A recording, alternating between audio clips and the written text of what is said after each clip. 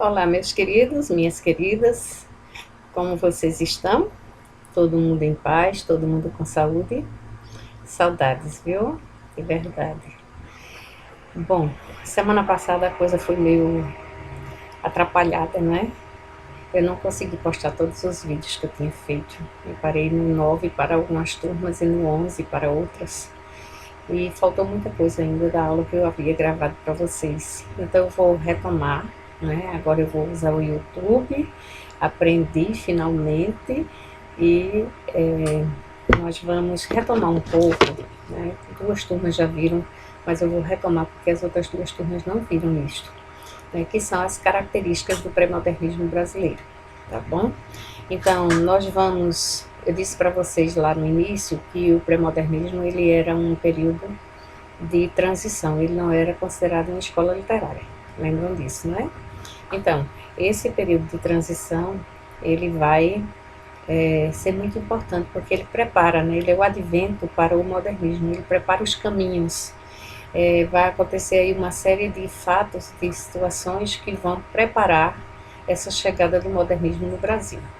Então, a primeira questão é que esse período brasileiro ele foi influenciado muito pelas vanguardas europeias, que nós já estudamos.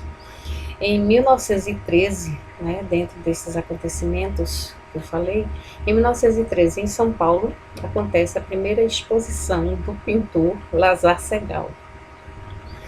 Já, né, com uma diferenciação, já trazendo algumas novidades. Em 1914, Anita Malfatti, ela volta, estava na Europa e ela volta da Europa cheia de novidades, né?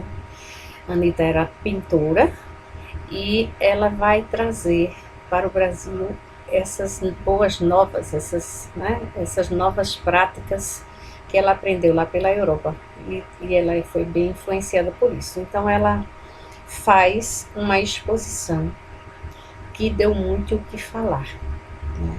Causou muita intriga, muito rebuliço entre a classe artística brasileira, né? Não só entre os pintores, mas os artistas em geral de todas as linguagens.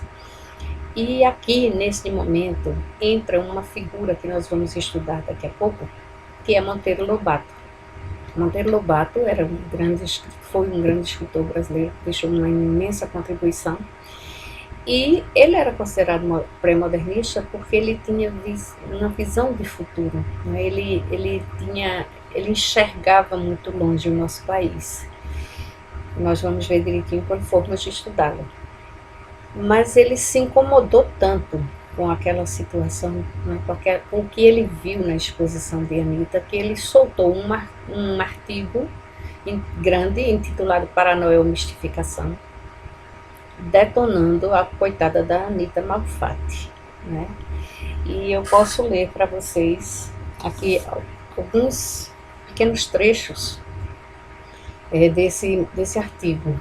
Ele lançou esse artigo em 20 de dezembro de 1917, 3 anos após a exposição de Anita, né? Ele ficou remoendo aí a raiva, a decepção dele, e aí ele escreveu assim: Paranoia ou Mistificação. Ele inicia dizendo: há duas espécies de artistas.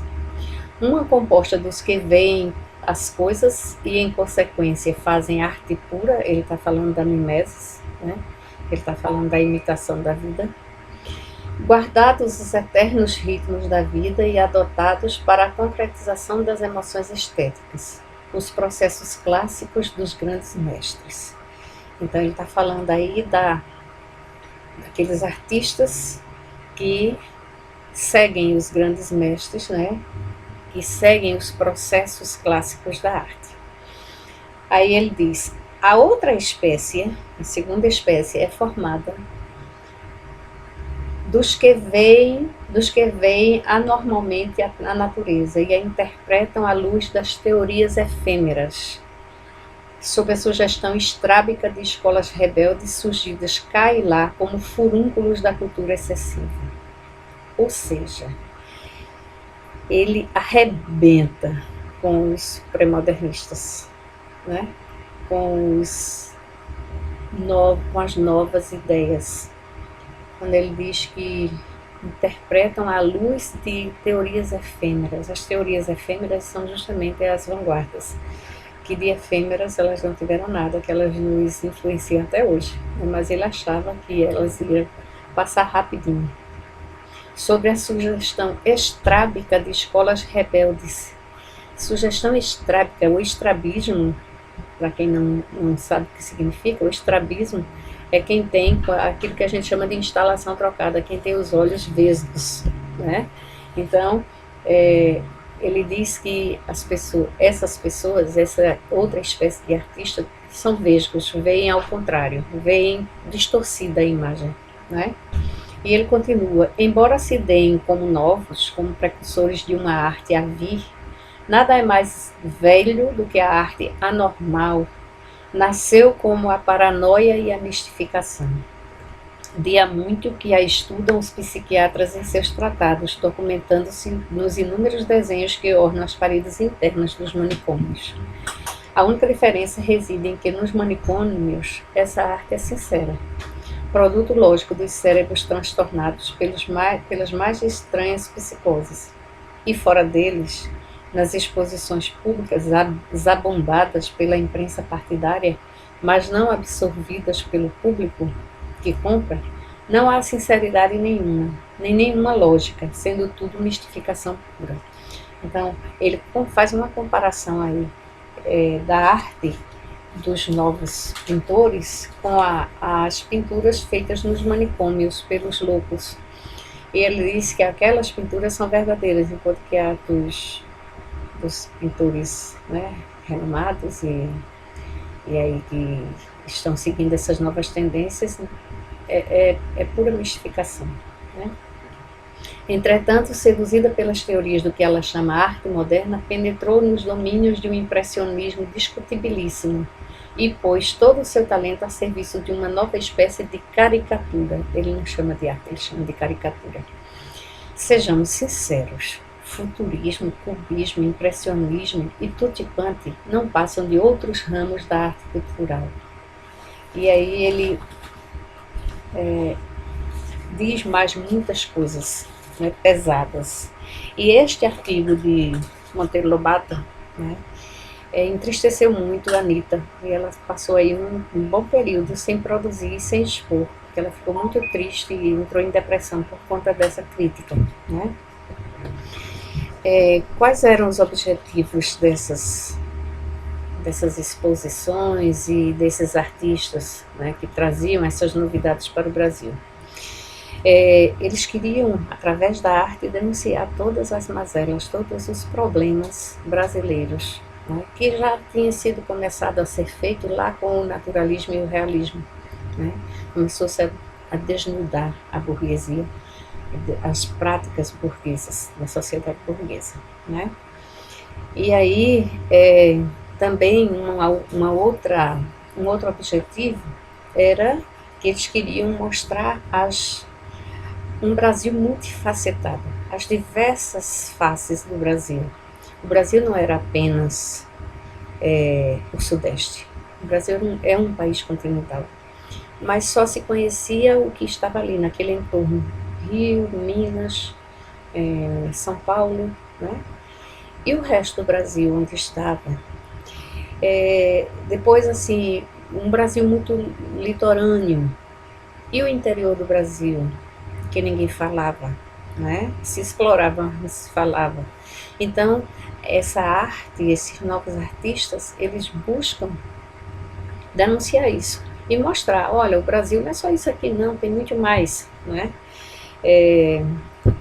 Uma característica que é uma característica de todos esses artistas. Eles têm diferenças entre si, nós vamos ver na primeira fase modernista, eles têm algumas diferenças, eles discordam em algumas coisas, mas em uma coisa, né, eles eram assim, unânimes. A questão de romper com as velhas práticas na arte. Então, essa é uma característica forte que vai perpassar por todos os artistas do pré-modernismo e também do modernismo, né? romper com o rigor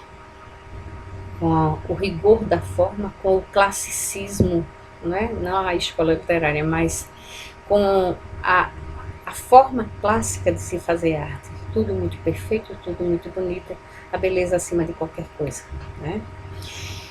Um outro grande objetivo, nós estávamos completando 100 anos de independência do Brasil, né? Então, um outro objetivo era começar a preparar uma arte, a mostrar uma arte que tivesse a nossa cara, que tivesse a nossa identidade, porque até então, né, por exemplo, a música escutada nos salões das nobrezas do Brasil eram as músicas clássicas europeias, né? Então começa-se a buscar o que o Brasil produzia em termos de música que nos representava, em termos de pintura, o que nos representava, né? Então a Anitta Anitta não. Eita, agora a cabeça está falhando, né? Tarsila do Amaral, né? Ela vai trazer isso de forma muito bonita em sua arte, né? Essa cara brasileira. E dentro dessa denúncia social que eu falei antes, também mostrar, né, como personagens, por exemplo, na literatura, outros tipos humanos. Isso foi feito por Monteiro Lobato, isso foi feito por... eita, minha gente, tá difícil. Foi feito por Lima Barreto, foi feito de uma forma contundente e forte. Bom, nós vamos começar com um autor que vocês leram esses dias, que vocês trabalharam muito esses dias, pesquisaram muito, né? Que é o Euclides da Cunha. Vou parar neste vídeo e vou retomar no próximo, ok?